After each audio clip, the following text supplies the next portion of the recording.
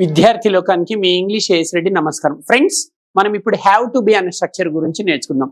B అంటేనేమో ఉండు, have to be అంటే ఉండాల్సి ఉంది. నేను పలానా స్థలంలో ఉండాల్సి ఉంది, పలానా వ్యక్తితో ఉండాల్సి ఉంది, పలానా విధంగా ఉండాల్సి ఉంది అని చెప్పేటప్పుడు ఈ స్ట్రక్చర్ ని వాడాలి. సూత్రం: subject plus have to be plus noun వాడచ్చు, అడ్జెక్టివ్ వాడచ్చు, అడ్వర్బ్ వాడచ్చు, తర్వాత ఎక్స్ట్రా వర్డ్స్. మరి ఐ వచ్చినప్పుడు హ్యావ్ టు బి వాడాలి, హీ షీట్ వచ్చినప్పుడు హ్యాస్ టు బి వాడాలి. ఎగ్జాంపుల్ చూద్దాం. I have to be careful అంటే నేను జాగ్రత్తగా ఉండాల్సి ఉంది అని అర్థం. We have to be careful, మేము జాగ్రత్తగా ఉండాల్సి ఉంది. You have to be careful, మీరు జాగ్రత్తగా ఉండాల్సి ఉంది. They have to be careful, వారు జాగ్రత్తగా ఉండాల్సి ఉంది. He has to be careful, అతడు జాగ్రత్తగా ఉండాల్సి ఉంది. She has to be careful, ఆమె జాగ్రత్తగా ఉండాల్సి ఉంది. చక్కగా అర్థమైంది ఆశిస్తూ సరే. విద్యార్థి లోకానికి మేసడి నమస్కారం. ఫ్రెండ్స్, మీకు సంచలన శుభవార్త.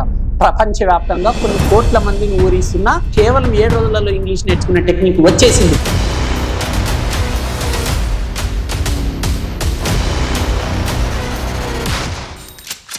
Indian popular spoken English trainer mister A S Reddy గారిచే కలం కాగితం లేకుండా కేవలం 20 రోజుల్లో ఇంగ్లీష్ నేర్చుకుందాం రండి.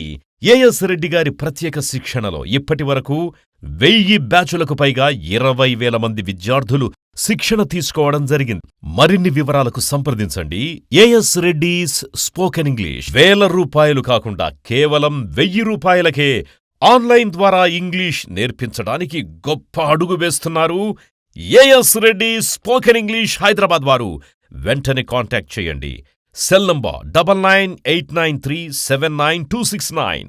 విద్యార్థి లోకానికి మీ ఏఎస్ రెడ్డి నమస్కారం. నా తల్లిదండ్రుల, గురువుల మరియు సరస్వతి మాత ఆశీస్సులతో నేను ఇప్పుడు 2 తెలుగు రాష్ట్రాలలోని విద్యార్థి లోకానికి ఒక సంచలన శుభవార్త తెలియజేస్తున్నాను. నేను 1,00,000 మందికి ఉచితంగా ఇంగ్లీష్ నేర్పించాలని నిర్ణయం తీసేసుకున్నాను.